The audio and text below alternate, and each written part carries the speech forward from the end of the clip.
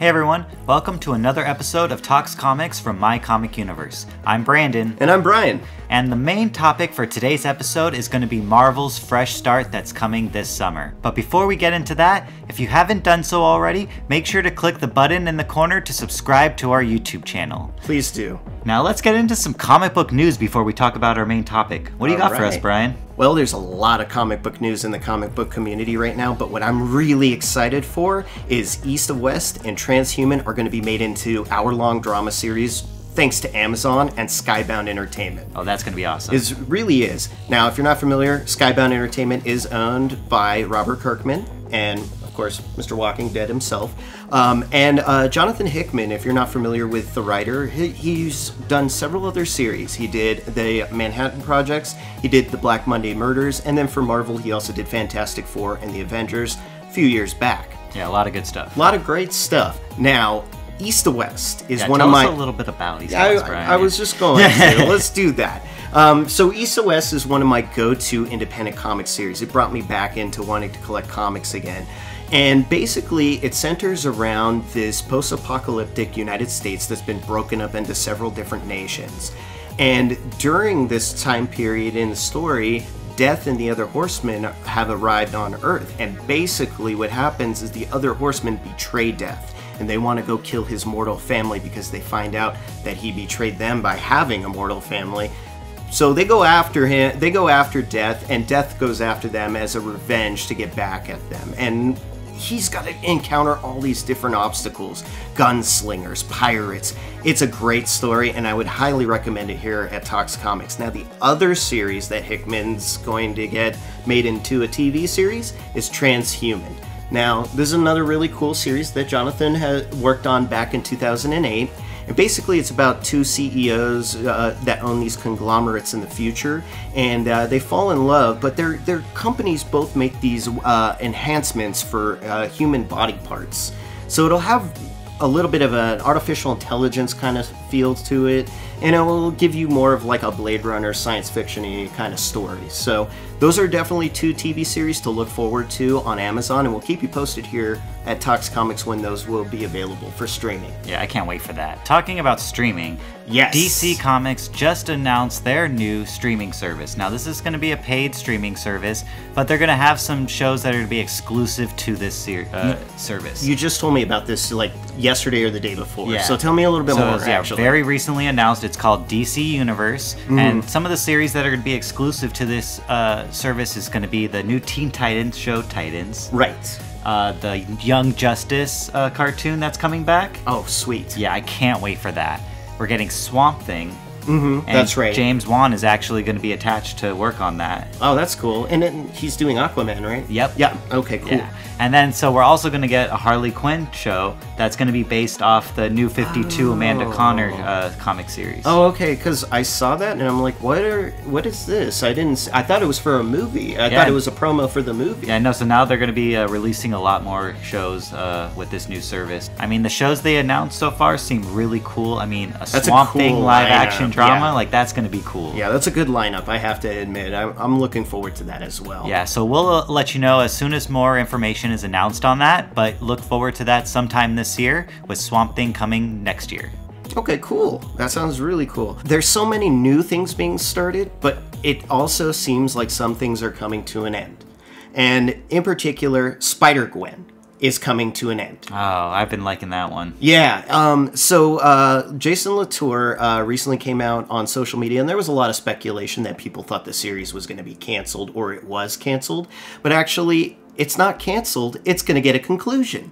And Jason Latour reassured the fans through social media that me and Robbie Rodriguez are going to be able to tell this full story about this Marvel character, which we had planned from the beginning, which is very rare occasion for a lot of Marvel characters where they get to plan a full story and see it all the way to the very conclusion of That's true, yeah. So this is a big step for them and for the character, for Spider-Gwen. And, you know, obviously if you're not familiar with the character, it's in a reverse alternate reality where Gwen Stacy gets bit by the spider and becomes Spider-Gwen. So I'm looking forward to it, and the very last issue of the series is going to be issue number 34, which you can pick up at your local comic shop on July 18th. So Awesome. Look out for that one. I don't know if you are aware of this, but Sci-Fi has been working on a new series based on the Image Comics series Deadly Class. That is true. I have heard about that. Yeah, so they were filming the pilot and everything. Benedict Wong is part of the cast, but they just announced that it's been picked up to series. Oh, okay, cool. Yeah, so we're definitely going to get a full season of this. Can't wait to see it. Nice. Yeah, and so as soon as they release more information on this, we will let you know. But for those of you that don't know, Deadly Class is an Image Comics series by Rick Remender. Yeah, one of my favorite writers from Image Comics. He also did Black Science, which was another cool like science fiction series. Kind of like Lost in Space kind of science fiction series. Yeah, that one was really cool. All right, now, since we got through some of these news stories, why don't we get into the Marvel Fresh Start? Okay, so this is our big topic for this episode. All right, so first of all, this is just another reboot by Marvel. It's summertime, so what does that mean? New #1 issues. It's time to make people go back out and realize, oh yes, a new series with #1 Spider-Man, a new series with a new #1 Doctor Strange. I mean, I'm talking about myself, yes. I'm going to go buy it, of course. But what does this do for us, the fans? How do we feel about this? I mean, overall, this is another relaunching, but it's with classic characters, which we're really excited to see that they're bringing back. That is something I'm actually really excited for, especially some of the writing and artist teams that they got going. It makes it seem like it's going to be really cool. But before we get into that, I kind of want to touch base on the whole relaunch thing again. So we are getting a lot of new #1s, right? But they're going to do it a little bit differently this time, since we just got the Legacy thing last year, right? Which they really pushed. You know, we were getting the Legacy numbers for all the series. Legacy. Yeah, so that's why we're getting like issue 700 for Thor, right? And Captain America. For these new issues that are going to be coming out, they're going to have the #1 issue, but then they're also underneath, they're going to have the Legacy numbers. Okay, so they have kind of done this before, at least in the, I remember through a lot of the Amazing Spider-Man, the second series, it's the same thing. They kind of kept going with those regular numbers, and underneath it had like number 498, and then 499, and it's like, okay, but I mean, it's nothing unusual for Marvel to do this. I mean, even back in 2012, the Hollywood Reporter did come out with an article that said that Marvel, from this point on, was going to relaunch every year. It's just one of these things, as a collector, a reader, a fan of the material, it's great they're going to do that, but at the same time, it's more books being pushed out on the market.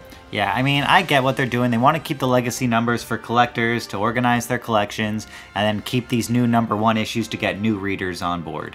Which new series do I want to read? Right? Which is really true. It comes down to which characters and series I want to keep. Yeah, which writers do I want to check out? You know, which new characters do I want to read? So let's get into some of the series that we're excited for. Well, first off, we got to let our viewers and our fans know we are definitely going to be putting a list below of all the new Fresh Start series, so you'll be able to see what's going to be coming out in the next couple of weeks. But we're going to talk about the ones we're excited for.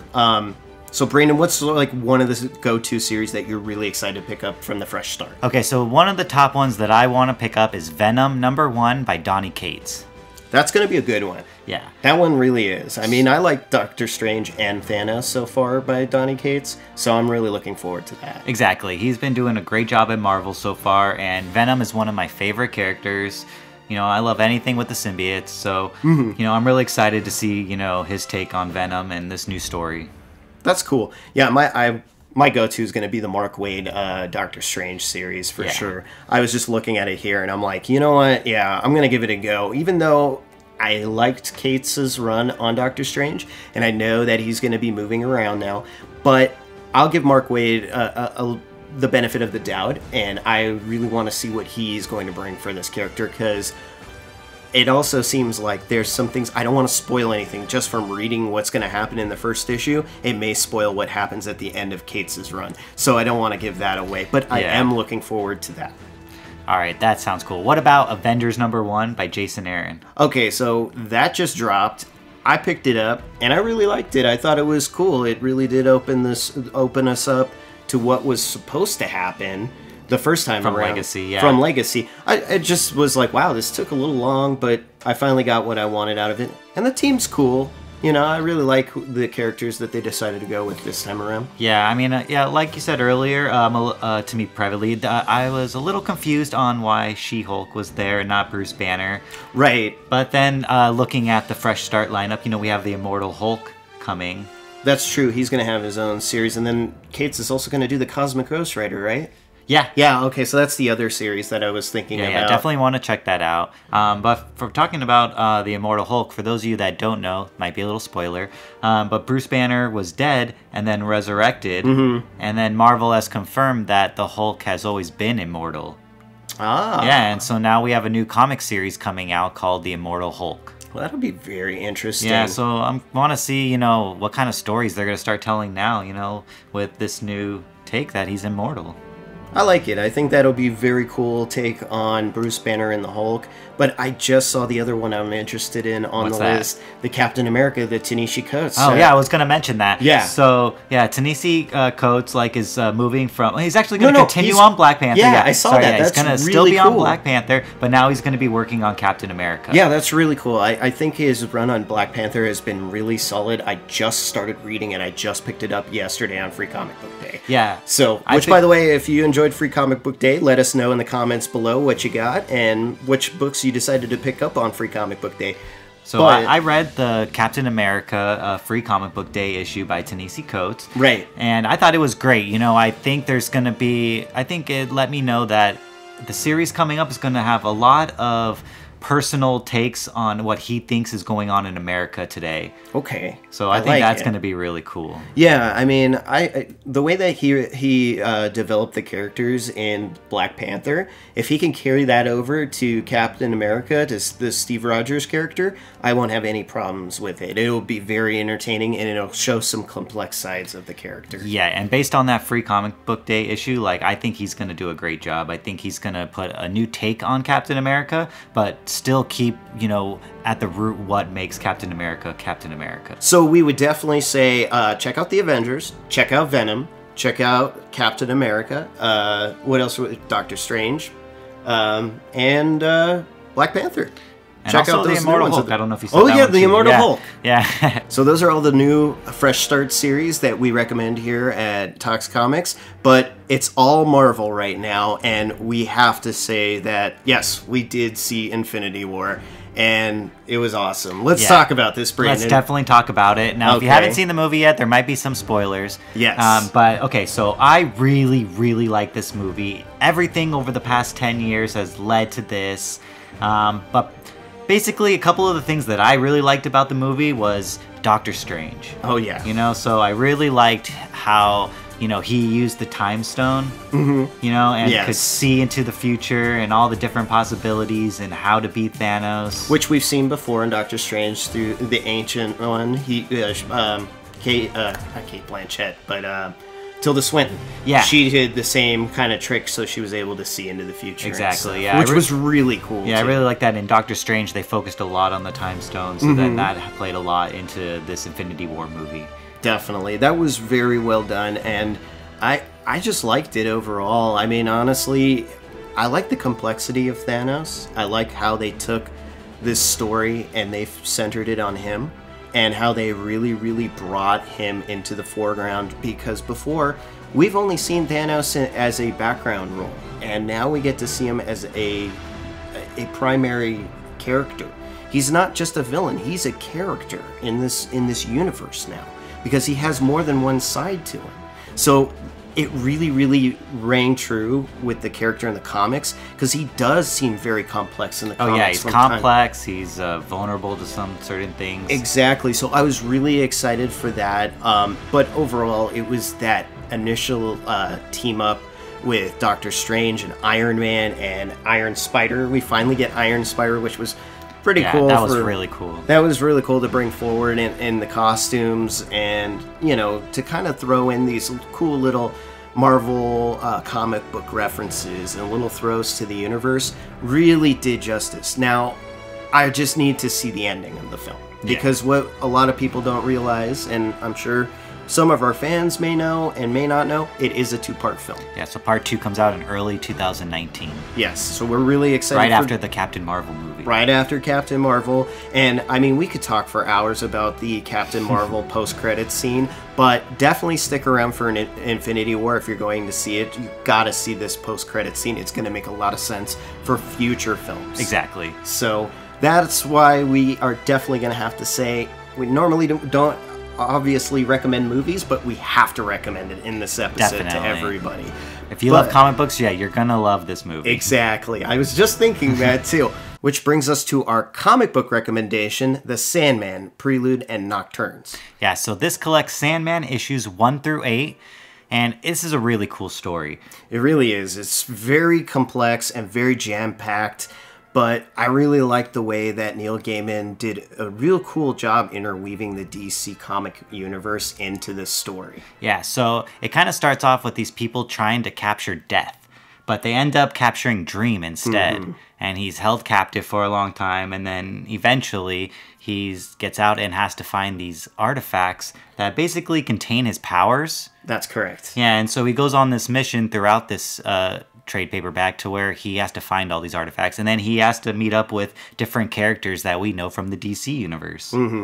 What are some of those characters that you were excited to see in this book? So some of my favorite ones were John Constantine and Martian Manhunter.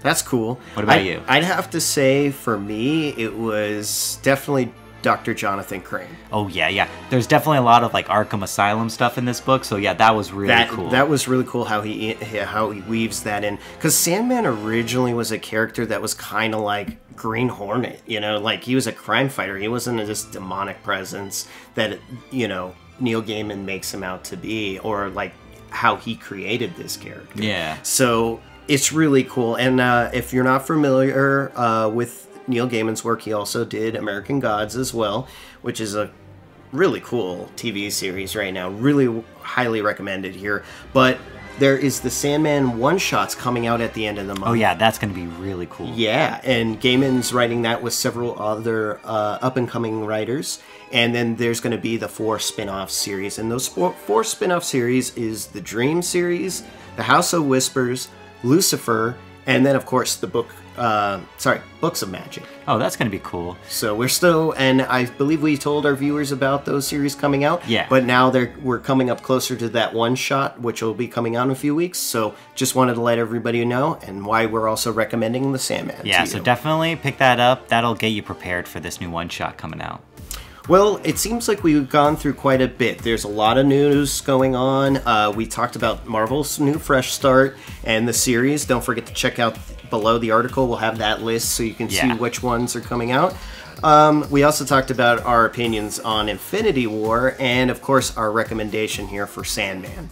So thank you for joining us here at Tux Comics. I think that's all we got. Yeah, and don't forget to subscribe by clicking the button in the bottom corner. And don't forget to catch us next time. Yes, and don't forget, we're all over social media, so follow us on social media, and we'll see you next time. Thanks. See you guys. Thank you.